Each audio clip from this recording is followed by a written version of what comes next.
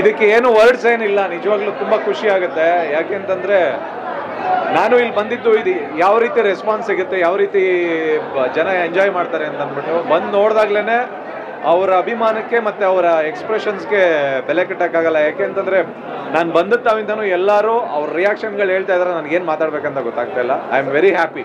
Cinema ನೋಡಿದಷ್ಟೇ ಖುಷಿ ಪಡ್ತಾರೆ ಸರ್. ಹೌದು, ಆ ಅಕ್ಟೋಬರ್ 11 ಸಿನಿಮಾ ರಿಲೀಸ್ ಇರೋದ್ರಿಂದ ಇವತ್ತು ಅವ್ರು ತೋರಿಸ್ತಾ ಇರೋ ಅಭಿಮಾನ ಏನಿದೆ ನನ್ನ ಮೇಲಾಗಲಿ ಧ್ರುವನ್ ಮೇಲಾಗಲಿ, ಖಂಡಿತವಾಗ್ಲೂ ಅದು ಸಿನಿಮಾದಲ್ಲಿ ಯಾವ ರೀತಿ ಇರುತ್ತೆ ಅನ್ನೋದನ್ನ ಇಲ್ಲೇ ನೋಡ್ತಾ ಇದ್ದೀನಿ ನಾನು. ಯಾಕೆಂತಂದ್ರೆ ಅಷ್ಟು ಜನದ ಮಧ್ಯದಲ್ಲಿ ಒಂದೊಂದು ಶಾರ್ಟ್ ಬಂದಾಗ್ಲೂ ಎಂಜಾಯ್ ಮಾಡ್ತಾ ಇದ್ದಾರೆ, ತುಂಬಾ ಖುಷಿ ಆಗ್ತದೆ.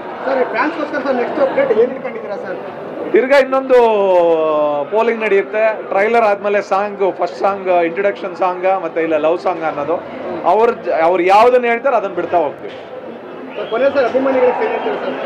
ಏನ್ ಹೇಳಲ್ಲ, ಅದ್ದೂರಿ ಆದ್ಮೇಲೆ ನಂದು ಮತ್ತೆ ಧ್ರುವ ಕಾಂಬಿನೇಷನ್ ಅಲ್ಲಿ ಬರ್ತಾ ಇರೋ 2ನೇ ಸಿನಿಮಾ ಮಾರ್ಟಿನ್. ನೀವು ಅದ್ದೂರಿನ ಯಾವ ಮಟ್ಟಕ್ಕೆ ಒಂದು 200 ದಿನಾನು ಓಡಿಸಿ ಯಾವ ಮಟ್ಟಕ್ಕೆ ಹಿಟ್ ಮಾಡಿದ್ರೋ ಅದೇ ರೀತಿ ಅದಕ್ಕೊಂದು 10 ಪಟ್ಟು ಕಷ್ಟಪಟ್ಟು ತುಂಬಾ ದೊಡ್ಡ ಮಟ್ಟದಲ್ಲಿ ಮಾಡಿರುವಂತ cinema.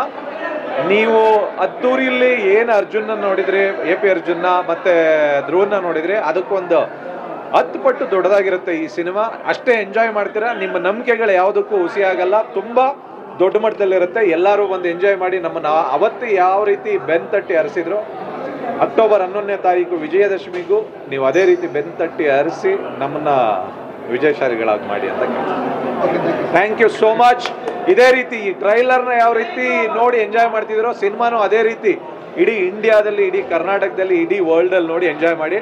Thank you so much. Love you. ಜಯ ಆಂಜನೇಯ.